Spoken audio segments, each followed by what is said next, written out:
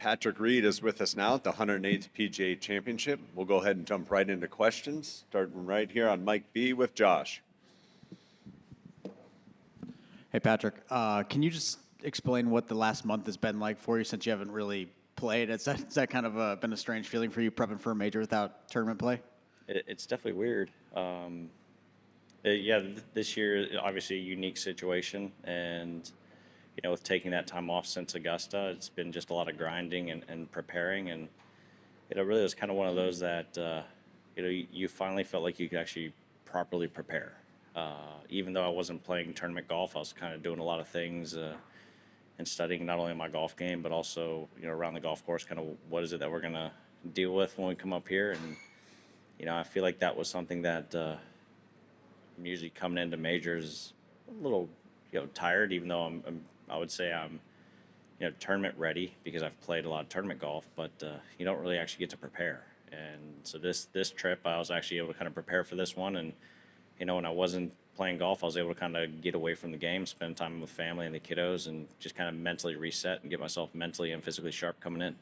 And then you talked about the unique situation. We haven't got your kind of reaction to the live news with the PIF pulling funding. Are you surprised? How'd you take that news when you learned of it? Yeah, I had no idea that was going to come about. For me, really, it's just kind of, hope the guys,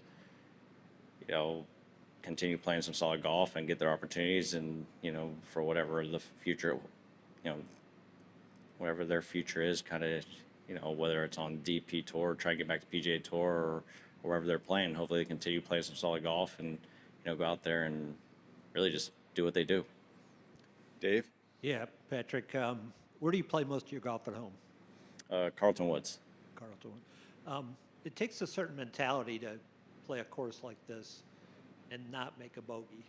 Can you talk about that mindset a little bit? Because, you got to grind. Yeah, it's definitely a grind. It definitely helped out on the back nine, which I would say is the harder of the two, going out there. And I think my only fairway I missed on that back nine was the first hole of the day, number 10. Landed in the fairway, just kind of barely rolled in that left rough, but had a good lie. And from there on, I proceeded to hit every single green until I got to the fourth hole. And so, playing that back nine and just hitting quality iron shot after quality iron shot and putting yourself on the putting surface, it made it a little easier to kind of go around there bogey free. And, the two opportunities I had where I kind of got myself in a little bit of trouble, I hit a great wedge shot from 53 yards to 3 inches, and the other one I was just on the fringe putting. I was able to kind of lag putt it up there, and two putt. But no, as a competitor, as a player, you're frustrated when you hit that many greens. You only make 2 birdies, but at the same time, when you're playing a major championship, especially a golf course like this, going out there the first day and playing bogey free just kind of gives you confidence going into the week. What hole did you hit the 3 inches? That would have been hole 4. I drove it in that left bunker and I couldn't get to the green, so I had to lay up to 53 yards and hit a great wedge shot in there. I thought I was going to go in, but hey, you almost feel like you steal one, kind of, getting yourself out of position and hitting a wedge shot close like that. Wrapping up with Bob. Did you consider playing an event since the Masters? I guess you maybe could have gone to Turkey a couple weeks ago. Was that even a thought? Or when we were looking at the schedule, it seemed like it was going to be kind of set up the way it is right now, where I wasn't going to play in between here and also wasn't going to play until the U.S. Open. And so I kind of have these breaks because once the U.S. Open gets here, it's going to be hot and heavy. I felt like a lot of the events I'll be going overseas and playing a lot of those tournaments. And, it's kind of one of those I didn't want to play too many early on and kind of wear myself out for the whole majors. can you recall in your career, have you ever not played between majors? Obviously, you play before the Masters every year. Then this stretch. Would it have ever happened? COVID COVID would have been the only time. Yeah. During season, I don't take breaks that long.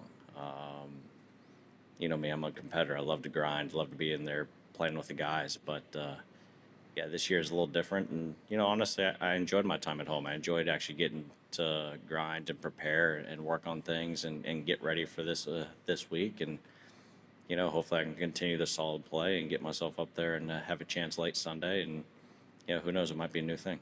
Did you come here early? I came last week for 3 days. 3 days. Yep. and then went home and came back? Yeah, went home, came back, and What did I you mean- learn in those days, if anything, that might have helped you? yeah, that the wind blows really hard here.